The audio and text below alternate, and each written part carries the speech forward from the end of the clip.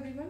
तो आज हम लोग लास्ट वीडियो में हम लोगों ने लिक्विड लोन्स प्रोडक्ट के बारे में डिस्कस किया था कि जो कि एक एफडी लाइक प्रोडक्ट है। इसमें हम लोग उसके और डिटेल्स के बारे में जानेंगे जो कि ज़रूरी है इन्वेस्टमेंट के लिए। तो सबसे पहले डॉक्यूमेंट्स की बात करते हैं।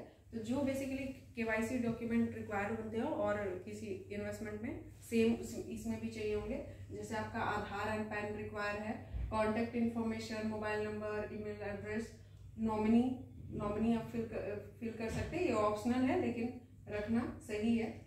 उसके बाद इसमें हम लोग बात करते हैं इंटरेस्ट रेट के बारे में कि इंटरेस्ट रेट कैलकुलेशन कैसे होता है। इसमें बेसिकली आपको डेली बेसिस पे इंटरेस्ट रेट कैलकुलेशन होता है। तो जितना दिन भी आपका फंड रहेगा उतने दिन का इंटरेस्ट रेट कैलकुलेट होकर आपको मिल जाएगा। सपोज दैट मैं एक एग्जांपल ले रही हूँ कि जैसे कि 12 मंथ के लिए आपने इन्वेस्टमेंट किया है तो 9.25% आपको इंटरेस्ट रेट मिल रहा है। सपोज दैट आपने 1 लाख इन्वेस्टमेंट किया है तो 1 साल के लिए अगर आप कैलकुलेट करेंगे तो 9,250 रुपये हो जाएगा। फिर क्या करते हैं कि इसको हम लोग एक दिन का निकालते हैं कि एक दिन में कितना अमाउंट मिल रहा है। तो 9,250 को हम लोग 365 से डिवाइड करते हैं तो 1 डे का जो वैल्यू है वो निकल गया 25.342 रुपीज।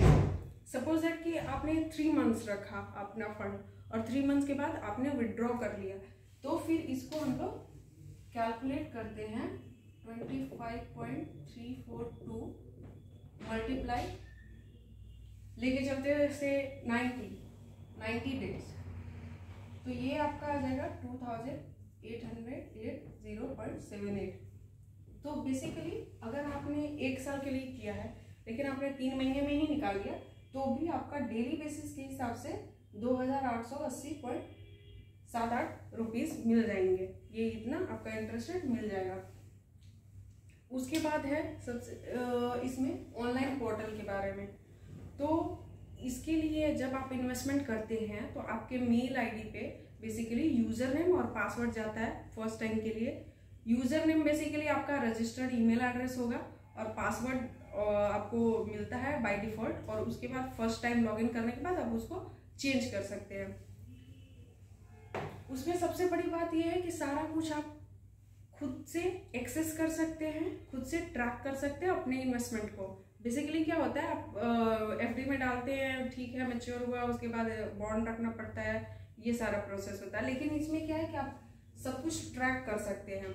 इसके थ्रू आप पासबुक में ऑप्शन रहता है उसमें जा सकते हैं, उसमें आप सारा ट्रांजेक्शन आपका जितना है, कितना इंटरेस्ट रेट मिला है अभी तक, एब्सोल्यूट रिटर्न कितना है, एनुअलाइज रिटर्न कितना, वो सारा कुछ आप ट्रैक कर सकते हैं। अगर आपको और फंड ऐड करना है वो भी आप कर सकते हैं इसमें। उसके बाद विड्रॉवल करना है तो आप वो भी उससे कर सकते हैं। कोई कॉन्टैक्ट इन्फॉर्मेशन नॉमिनी में या केवाईसी में अगर कुछ एडिट करना है तो आप वो भी कर सकते हैं। तो ये बेसिकली है, बहुत एक्सेस है, फ्लेक्सिबल है, सब कुछ आपके हैंड में है, आपको किसी पे डिपेंडेंट नहीं रहना है। तो ये बहुत अच्छा चीज़ है इसका। उसके बाद एक और चीज़ है, जैसे हम लोगों ने लास्ट वीडियो में एनपीए के बारे में डिस्कस किया था कि एनपीए बहुत कम है और हम लोगों ने 100% कमिटमेंट दिया है और आपका जो फंड है वो सिक्योर है। तो उसका एक बहुत अच्छा इसमें है उसके पीछे स्ट्रैटेजी कि वो कैसे है।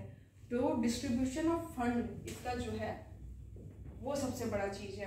तो सपोज दैट कि आपने अगर 1 लाख इन्वेस्टमेंट किया है तो ऐसा नहीं है कि आपका 1 लाख उठा के किसी और को पर्सनल लोन में दे दिया गया, नहीं, ऐसा नहीं होता है। आपका जो भी इन्वेस्टमेंट है उसका 1%, आपका जो भी इन्वेस्टमेंट रहेगा उसका 1% एक बोरोवर को मिलता है। सपोज दैट आपने 1 लाख इन्वेस्टमेंट किया है तो आप 1% कितना हुआ 1000, तो 1000 एक बोरोवर को मिलेगा, फिर 1000 दूसरे बोरोवर को मिलेगा। तो बेसिकली ये ऐसे डिवाइड होता है आपका फंड। तो इसमें क्या होता है कि अगर एक बोरोवर ने 2 बोरोवर में डिफॉल्ट कर भी लिया तो आपका और जहां इन्वेस्टमेंट जहां से आ रहा है इंटरेस्ट रेट वहां से आपको जितना कमिट किया गया है उतना मिल जाता है। तो ये बहुत अच्छी चीज़ है, बहुत अच्छी स्ट्रैटेजी है इसके पीछे। इसके थ्रू हम लोग ये बोल पाते हैं कि हाँ आपका फंड सिक्योर है, गारंटीड है, जितना हम लोगों ने इंटरेस्ट रेट कमिट किया है उतना आपको देंगे। तो basically this is for today, so thank you.